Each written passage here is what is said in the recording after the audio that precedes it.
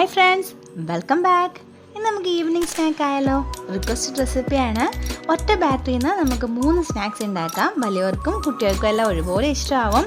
നമ്മൾ ബജീൻ്റെ ബാറ്ററി വെച്ചിട്ട് ഫിംഗേഴ്സും കൂടി ഉണ്ടാക്കുന്നുണ്ട്. ബനാന ഫിംഗേഴ്സും അതേപോലെ തന്നെ ചില്ലി ഫിംഗേഴ്സും. അപ്പോൾ നമുക്ക് എങ്ങനെയാണെന്ന് നോക്കിയാലോ? അതിനായിട്ട് ഞാനിവിടെ മീഡിയം പരുവത്തിലുള്ള 10 പച്ചമുളകാണ് എടുത്തേക്കുന്നത്. എങ്ങനെയാണ് ക്ലീൻ ചെയ്തതെന്ന് കാണാം. ഒരു മുളക് എടുക്കുക, അതിൻ്റെ ഒരു സൈഡിൽ ചെറുതായിട്ടൊരു കത്തി വെച്ചിട്ടൊന്ന് കോന്തി കൊടുക്കുക. അതിനുശേഷം ഒരു സ്പൂണിൻ്റെ ബാക്ക് സൈഡ് വെച്ചിട്ട് ഇതേപോലെ അല്ലിയൊക്കെ ഒന്ന് റിമൂവ് ചെയ്യാം. അതല്ലാന്ന് വെച്ചാൽ നമ്മുടെ ബജ്ജിമുളകിൻ്റെ എരിവ് കൂടിപ്പോകാൻ ചാൻസ് ഉണ്ട്. ഇനി ഫിംഗേഴ്സിനായിട്ട് ഇതേപോലെ കത്തിയെടുത്ത് അതിൻ്റെ അറ്റം കണ്ടിച്ച് കളയുക. അതിനുശേഷം നെടുവേ ഇതേപോലെ ഒന്ന് കീറി കൊടുക്കുക. ഇതിൻ്റെയും അല്ലിയൊക്കെ നന്നായിട്ട് റിമൂവ് ചെയ്ത് വയ്ക്കാം. ഇത് കുട്ടികൾക്ക് വേണ്ടിയിട്ടാണ് മെയിനായിട്ട് ചെയ്യുക. ഇനി നമുക്ക് ബനാന എങ്ങനെ ചെയ്തതെന്ന് നോക്കാം. അധികം പഴുക്കാത്ത മീഡിയം പരുവത്തിലുള്ള ബനാന എടുത്തിട്ട് ഇതേപോലെ ലോങ് ആയിട്ട് കട്ട് ചെയ്ത് മാറ്റി വയ്ക്കാം. ആദ്യം തന്നെ നമുക്ക് മുളക് ബജ്ജിയുടെ ബാറ്റർ തയ്യാറാക്കാം. അതിനായിട്ട് ആവശ്യമുള്ള സാധനങ്ങൾ നോക്കാം. 2 കപ്പ് കടലമാവിന് 2 ടേബിൾ സ്പൂൺ അരിപ്പൊടിയും 2 ടീസ്പൂൺ കശ്മീരി ചില്ലി മുളക് പൊടിയാണ് ചേർക്കുന്നത്. കശ്മീരി ചില്ലി ഇല്ലയെന്ന് വെച്ചാൽ നോർമൽ മുളക് പൊടി ചേർക്കാം. ആവശ്യമായ ഉപ്പും സോഡാപ്പൊടിയും ചേർക്കാം. അതുപോലെ തന്നെ കായപ്പൊടി ഉണ്ടെങ്കിൽ ഒരല്പം ചേർത്ത് കൊടുക്കാം, ഓപ്ഷണലാണ്. ഇനി ടേസ്റ്റ് എൻഹാൻസ് ചെയ്യാനായിട്ട് വേണമെങ്കിൽ ഒരല്പം കുരുമുളക് പൊടിയും കറിവേപ്പിലയും കൂടെ ചേർത്ത് കൊടുക്കാം. ഇനി നമുക്ക് ഫിംഗേഴ്സിനായിട്ട് ബ്രെഡ് ക്രംസിലേക്ക് 1 ടീസ്പൂൺ കുരുമുളക് പൊടി ചേർത്ത് കൊടുക്കാം. അതിനുശേഷം നമുക്കൊരു സൈഡിലേക്ക് അത് മാറ്റി വയ്ക്കാം.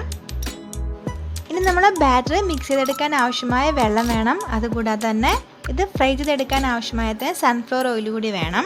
ഇനി നമുക്ക് ബാറ്റർ മിക്സ് ചെയ്യുന്നത് എങ്ങനെയാണെന്ന് നോക്കാം.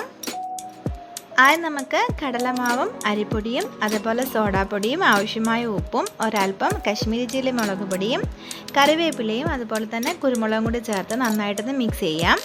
അതിനുശേഷം ആവശ്യമായ മാത്രം വെള്ളം ചേർത്ത് കൊടുത്തിട്ട് ഒരു തിക്ക് ബാറ്റർ ഉണ്ടാക്കിയെടുക്കണം. കട്ട കെട്ടാതെ അധികം വെള്ളം കുടിപ്പോവാതെ ഏതാണ്ട് ഈ ഒരു പരുവത്തിൽ വേണം നമുക്ക് കിട്ടാനായിട്ട്. നമ്മുടെ ബജ്ജിമുളകിൻ്റെ പുറംവശം ഭയങ്കര സിൽക്കി ആയതുകൊണ്ട് മാവ് ലൂസായി പോയി കഴിഞ്ഞാൽ അതിൻ്റെ പുറംവശത്ത് പറ്റിയിരിക്കില്ല.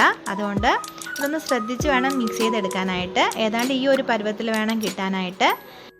നമ്മൾ മുളക് എടുത്തിട്ട് ഇതേപോലെ മാവിൽ ഡിപ്പ് ചെയ്യുന്ന സമയത്ത് അതിൻ്റെ പുറം ഭാഗത്ത് നിന്ന് ഒലിച്ചു പോവാതെ ഇതേപോലെ പറ്റി നിൽക്കണം. അതാണ് അതിൻ്റെ കറക്റ്റ് പരുവം. ഇനി അടുപ്പത്തേക്ക് ഒരു പാൻ വെച്ച് കൊടുക്കുക. മീഡിയം ഫ്ലെയിമിൽ വയ്ക്കുക. എണ്ണ ചൂടായി വരുന്ന സമയത്ത് നമ്മുടെ ബജ്ജി അതിലേക്ക് ഇട്ട് കൊടുക്കുക. ബജ്ജിയുടെ ഫുൾ ഭാഗവും മാവിൽ കോട്ട് ചെയ്തിരിക്കാൻ ശ്രദ്ധിക്കണം. അതിൻ്റെ ഉൾഭാഗത്തും കൂടി ഒന്ന് തേച്ച് കൊടുക്കുക മാവ്. ഇനി 2 മിനിറ്റ് കഴിഞ്ഞതിന് ശേഷം നമുക്ക് അതൊന്ന് തിരിച്ചിടാം. അതിൻ്റെ എല്ലാ ഭാഗവും ലൈറ്റ് ഗോൾഡൻ കളറായിട്ട് വരണം. ആ ഒരു പരുവാവുന്ന സമയത്ത് നമുക്ക് എണ്ണയിൽ നിന്ന് മാറ്റാം. ഇനി നമുക്ക് ബനാന ഫിംഗേഴ്സ് എങ്ങനെയാണ് ചെയ്യുന്നതെന്ന് കാണാം. ഈ സെയിം ബാറ്ററിലേക്ക് തന്നെ ബനാന പീസസ് എല്ലാം ഒന്ന് ഡിപ്പ് ചെയ്തെടുക്കുക. അതിനുശേഷം നമ്മുടെ ബ്രെഡ് ക്രംസിലേക്ക് ഇതേപോലെ നന്നായിട്ട് കോട്ട് ചെയ്തെടുക്കുക. എക്സ്ട്രാ മാവുണ്ടെങ്കിൽ തട്ടിക്കളഞ്ഞതിന് ശേഷം മാത്രമേ ഇതേപോലെ കോട്ട് ചെയ്തെടുക്കാൻ പാടുള്ളൂ. അല്ലെങ്കിൽ ബ്രെഡ് ക്രംസ് ഭയങ്കരമായിട്ട് സോക്കായി പോവും.